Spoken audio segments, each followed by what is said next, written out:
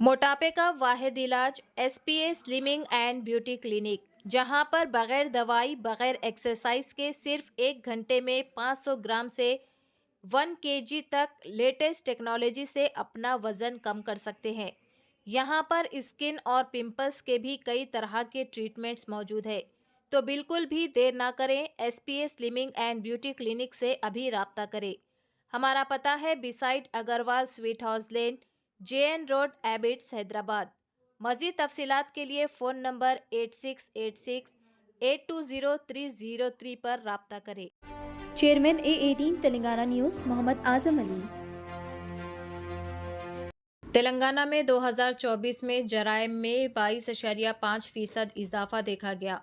Police cyber اور drugs کے جرائم پر توجہ مرکوز کر رہی ہے۔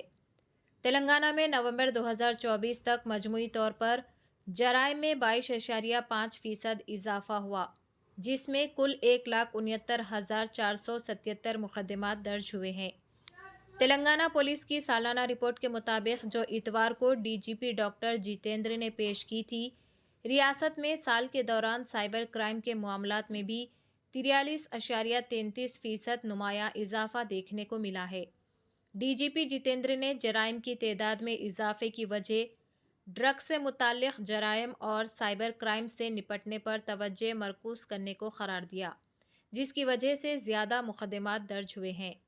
انہوں نے قانون نافذ کرنے والی کوششوں کی کامیابی پر روشنی ڈالی، جس میں ڈرگس کی خاطر خواہ قبضے اور سائبر فراڈ کے معاملات سے جڑے رقومات کی لین دین اور واپس کرنا ہے، جبکہ روایتی جرائم جیسے ڈکیتی، چوری، قتل، عصمت دری اور دھوکہ دہی میں اضافہ ہوا ہے۔ ریاست بڑی حد تک پرامن رہی۔ DGP نے کہا، چند واقعات کو چھوڑ کر ماؤں نوازوں کی سرگرمی یا فرقے وارانہ بدامنی کا کوئی بڑا واقعہ نہیں ہوا۔ انہوں نے ماؤں نوازوں سے متعلق ایک واقعے کا اعتراف کیا، جس میں 2 افراد کو پولیس مخبر قرار دے کر ہلاک کر دیا گیا، تاہم پولیس نے فوری کارروائی کرتے ہوئے صورتحال پر قابو پا لیا۔ فرقے وارانہ فسادات پر انہوں نے جینور اور وقار آباد جیسے علاقوں میں معمولی جھڑپوں کو نوٹ کیا، لیکن تشدد کے کوئی بڑے واقعات کی اطلاع نہیں ملی ہے۔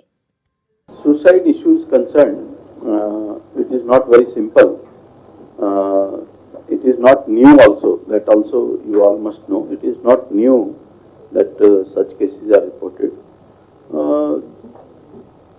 Definitely there will be several issues wherein people will commit suicide.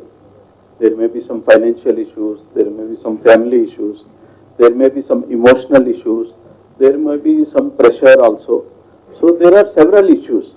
So I cannot say that it is only because of this issue. We cannot generalize it that it will be because of work pressures and all that. There may be some case of work pressure also. I am not saying. There may be work pressure also in some case.